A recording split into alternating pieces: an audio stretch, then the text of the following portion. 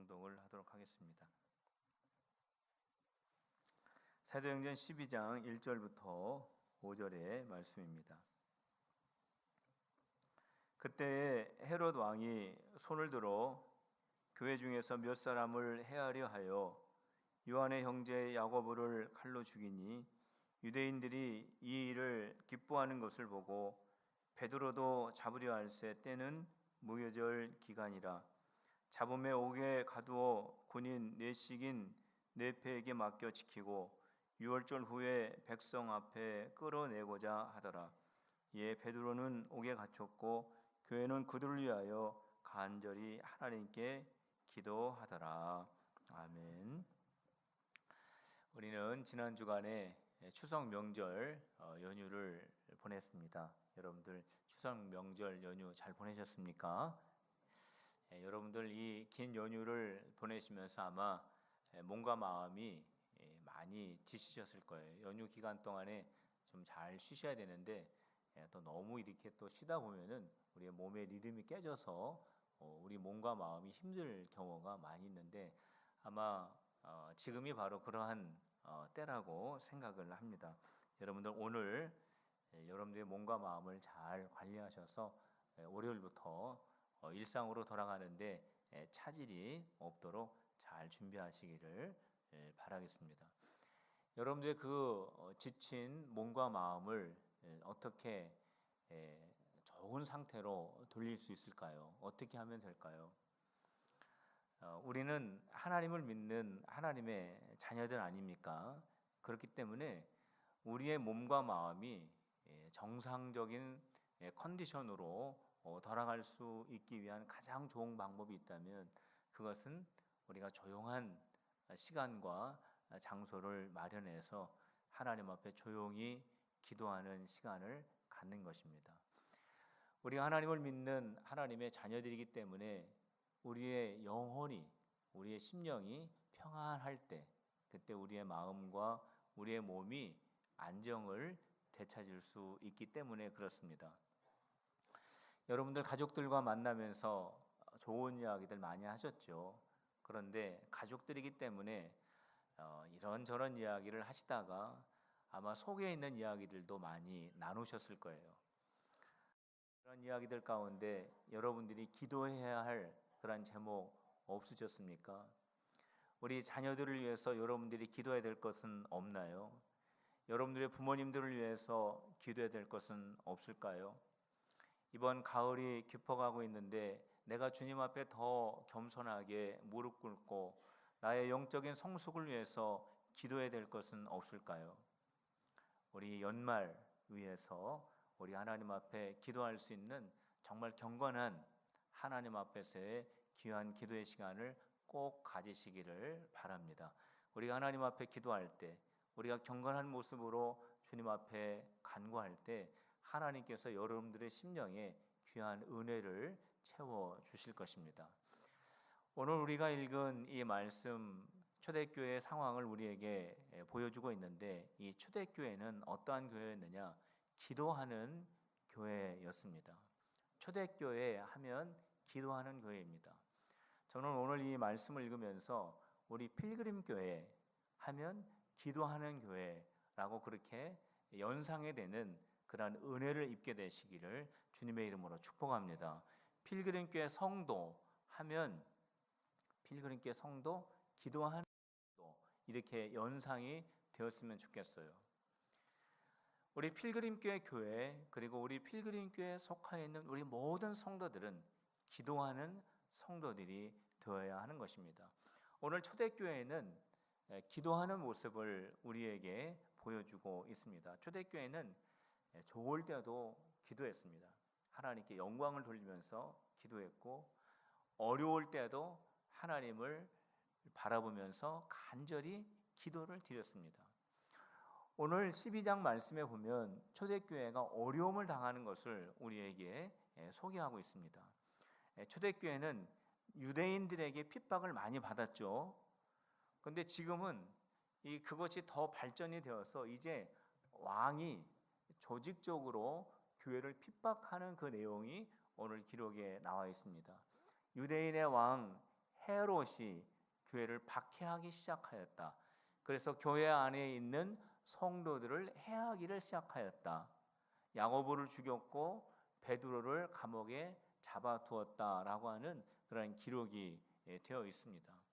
오늘 성경에 보면 헤롯이라고 하는 왕이 나오죠. 그런데 성경에 보면 이 헤롯이라고 하는 이 이름이 여러 번 등장을 합니다. 신약 성경을 찾아보면은 한 48번 정도 헤롯이라고 하는 이름이 나오죠. 그래서 오늘 그 헤롯이라고 하는 그 이름을 보면 한 사람은 아닙니다. 그 헤롯이 예수님이 태어났을 때에도 헤롯이 있었고, 오늘 초대교회를 박해했을 때에도 헤롯이 있었고, 이렇게 여러 군데 헤롯이 나오게 되는데, 이 헤롯은 한 사람은 아니죠. 여러 사람인데 그 여러 헤롯을 오늘 잠깐 우리가 살펴보려고 합니다. 이 헤롯을 우리가 살펴보기 위해서는 이 헤롯의 가문을 우리가 한번 살펴볼 필요가 있습니다. 이 헤롯의 가문이 신약 시대 때 유대 지역을 다스렸던 그러한 그 왕의 가문이기 때문에 우리가 한번 살펴볼 의미가 있습니다.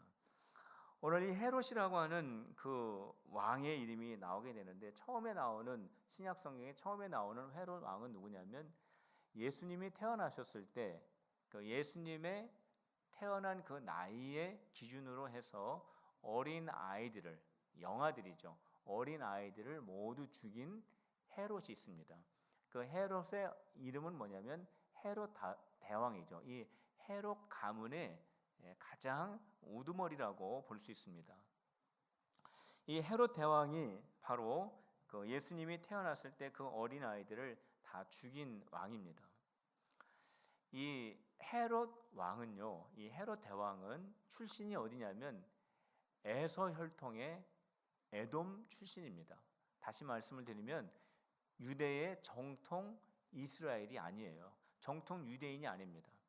로마의 권력을 힘입고 유대의 왕이 된 사람이 헤롯 대왕입니다.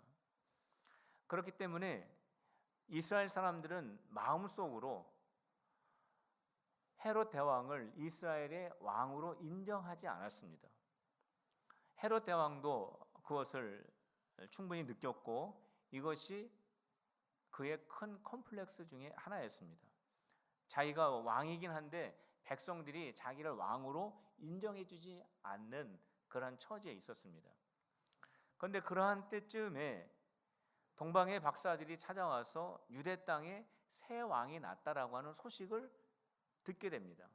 그래서 여기에 격분해서 이 헤롯 대왕이 예수님을 찾지 못하고 그 베들레헴 지역에 예수님이 태어났을 때를 기준으로 해서 그 어린 아이들을 다 살해하는 아주 잔인한 일을 했던 왕이 바로 헤롯 대왕입니다. 자, 그 다음이 누가 나오냐면 아켈라오라고 하는 사람이 나옵니다. 이 아켈라오라고 하는 사람은 헤롯 대왕의 아들이 되겠습니다. 이 헤롯 대왕이 태어난 예수님을 찾는다라고 하는 이 소식을 들은 요셉과 마리아가 헤롯 대왕을 피해서 애굽으로 도망을 가죠. 그리고 헤롯 대왕이 죽게 됩니다. 그래서 다시 이스라엘로 돌아오려고 할 때 아켈레오가 왕이 되었다라고 하는 이 소식을 듣고 예수님의 가족이 나사렛으로 가서 정착을 했다라고 하는 기사가 나오는데, 이때 등장하는 왕이 바로 아켈라오입니다. 이 아켈라오는 헤롯 대왕의 아들이었고요.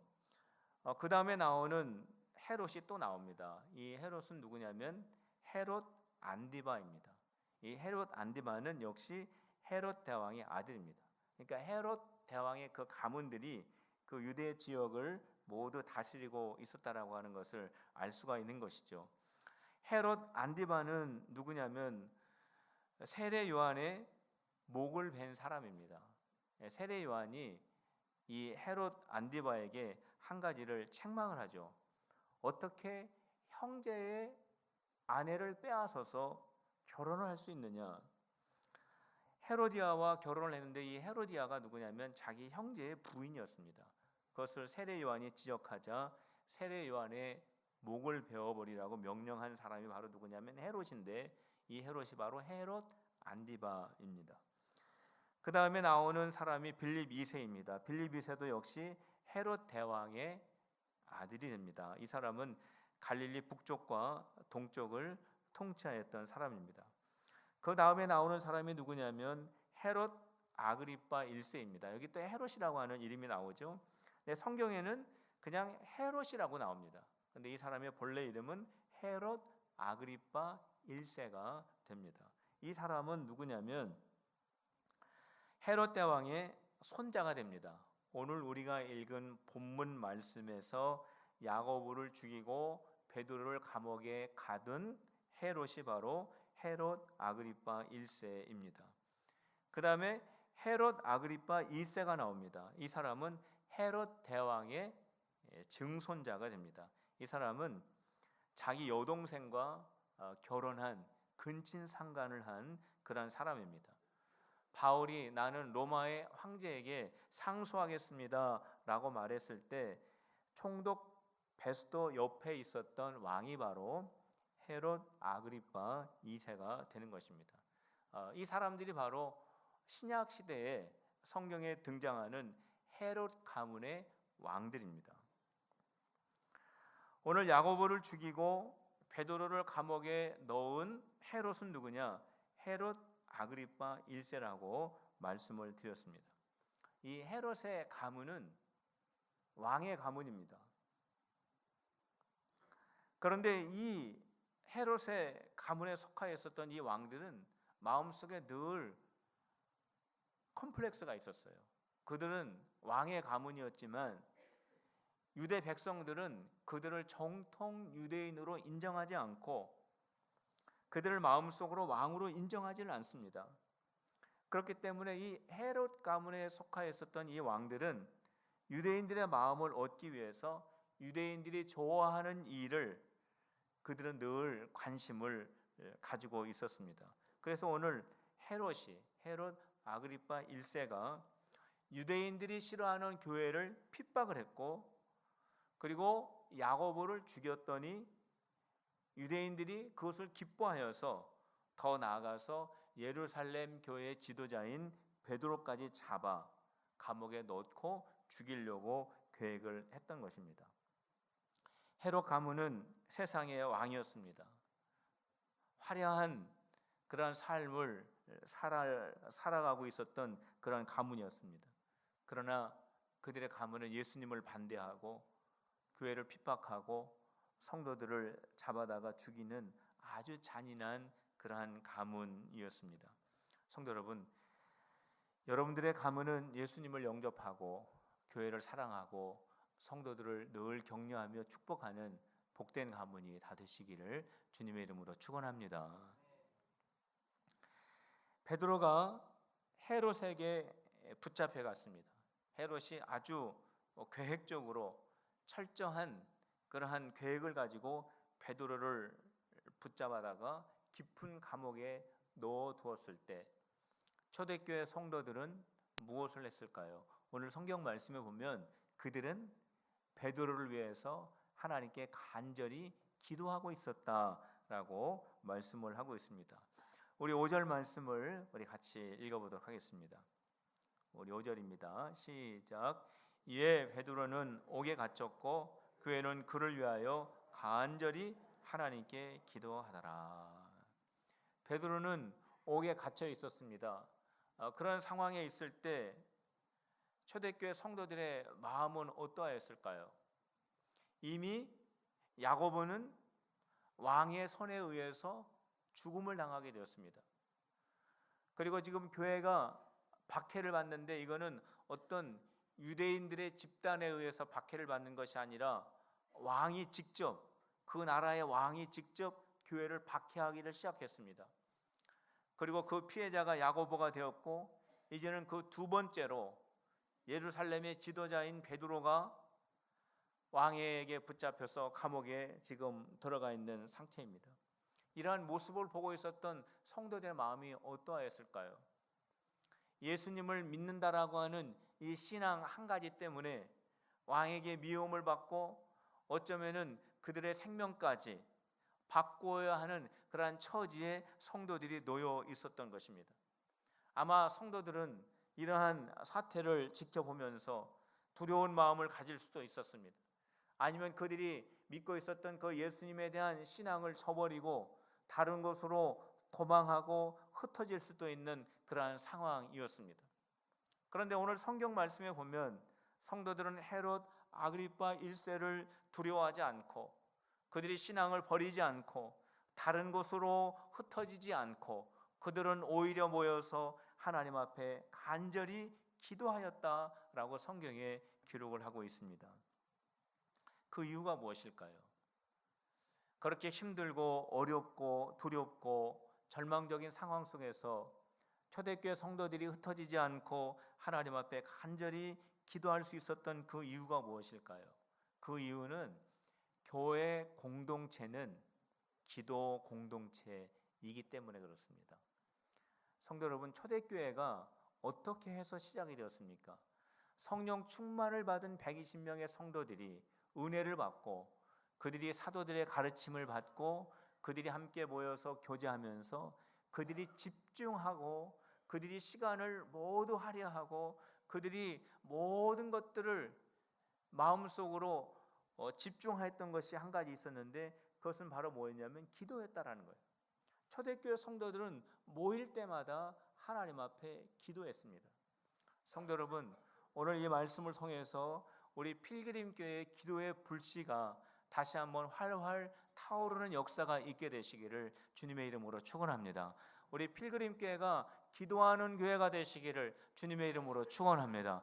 여러분들의 가정이 기도하는 교회로 다시 회복되어지시기를 주님의 이름으로 축원합니다. 여러분들 한 사람 한 사람이 필그림 교회인데 여러분들이 기도의 사람으로 다시 변화되어지시는 이 귀한 가을이 되시기를 주님의 이름으로 축복합니다. 초대교회 성도들은 기도했어요.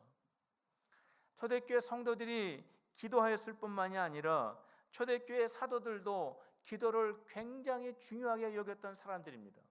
초대교회 7 집사를 뽑을 때 그들이 했던 말을 우리가 기억합니다. 우리가 7 집사를 뽑고 그들에게 우리가 굳이 하는 일을 맡기고 우리는 기도와 하나님의 말씀에 전무하자고 그들이 이야기를 했습니다. 그만큼 초대교회 사도들은 기도하는 일을 그렇게 소중하게 여겼습니다. 그들이 왜 기도하는 일을 이렇게 소중하게 여겼을까요? 그 이유는 믿음의 대상이신 교회의 반석이 되신 교회를 이루게 하신 그 예수 그리스도께서 기도의 본을 보여주셨기 때문에 그렇습니다. 제자들이 예수님과 함께 사역을 하시면서 제자들은 예수님이 기도하시는 그 모습을 봤습니다. 예수님은 날이 새도록 밤이 새도록 기도를 하셨습니다. 예수님은 새벽에 기도하셨습니다. 예수님이 새벽 잠이 없으셔서 새벽에 기도한 것이 아닙니다. 예수님은 낮 온종일 예수님은 사역하셨습니다. 전도하셨습니다. 복음 증거하셨습니다.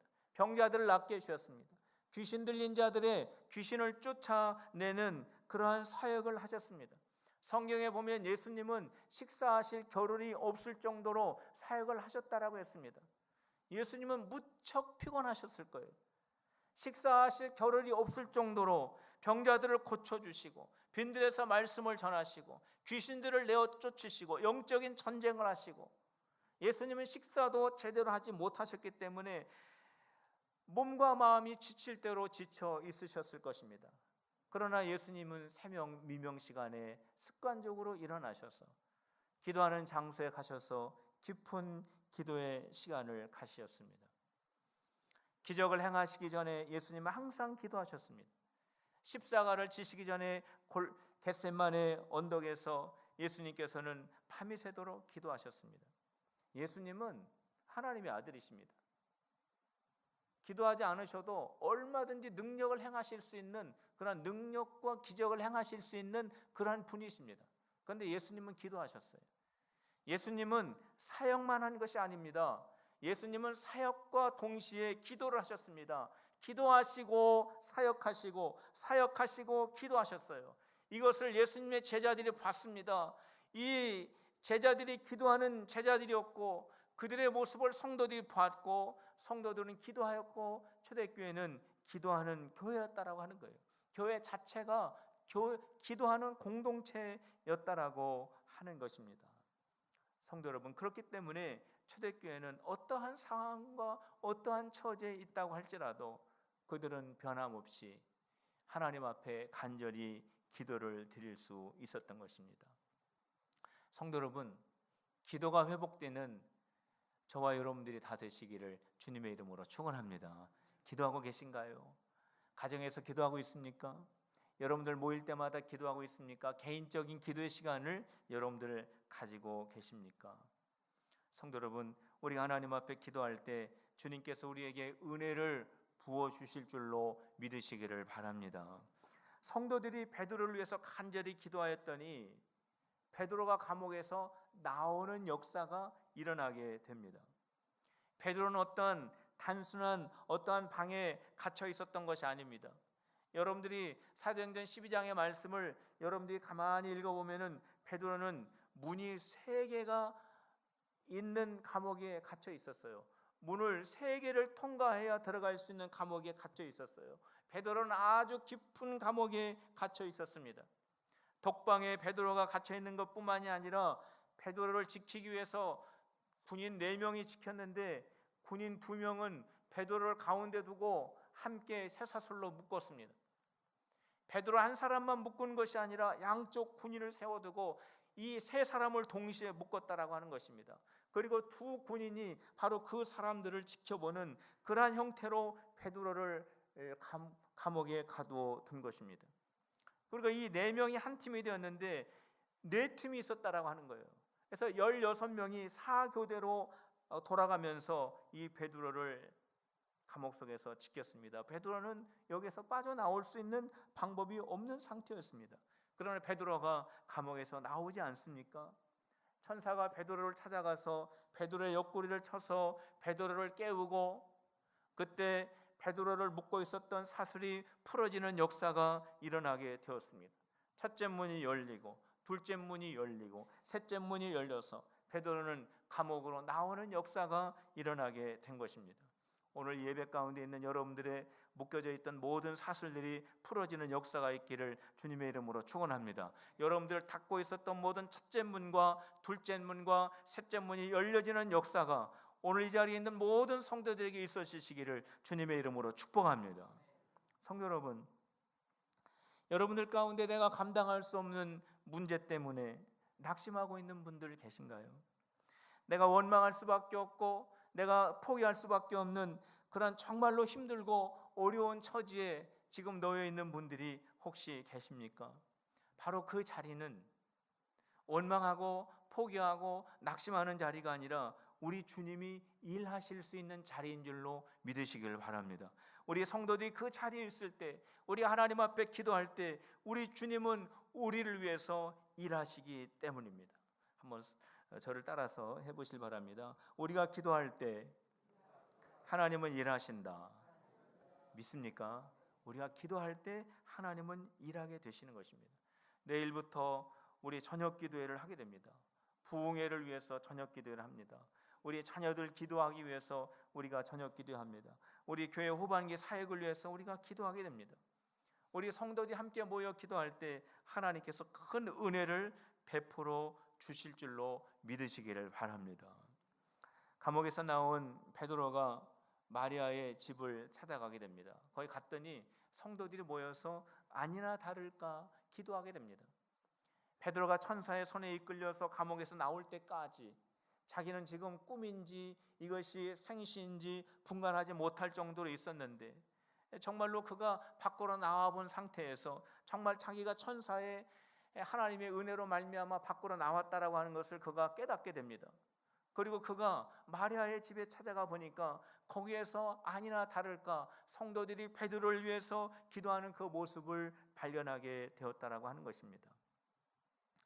성도 여러분, 우리 12절의 말씀을 우리 함께 읽도록 하겠습니다. 우리 12절 말씀 같이 읽어봅시다. 시작.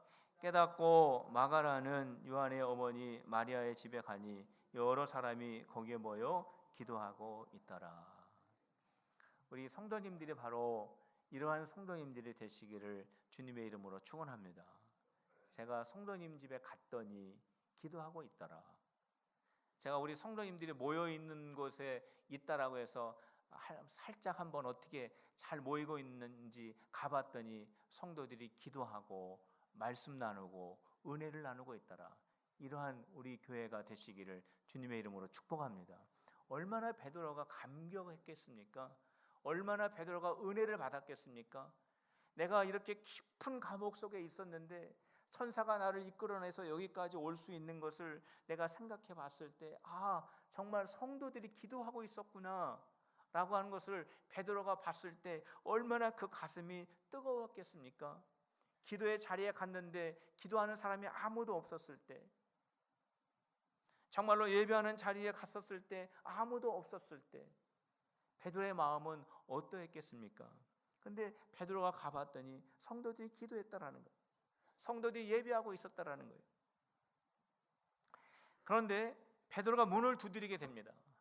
문을 두드립니다. 이때 로데라고 하는 여자아이가 나오게 됩니다. 깜짝 놀랍니다. 너무 놀라서 이 여자아이가 다시 방으로 들어갑니다. 지금 밖에 베드로가 와 있습니다. 그랬더니 성경 말씀에 뭐라고 기록되어 있습니까?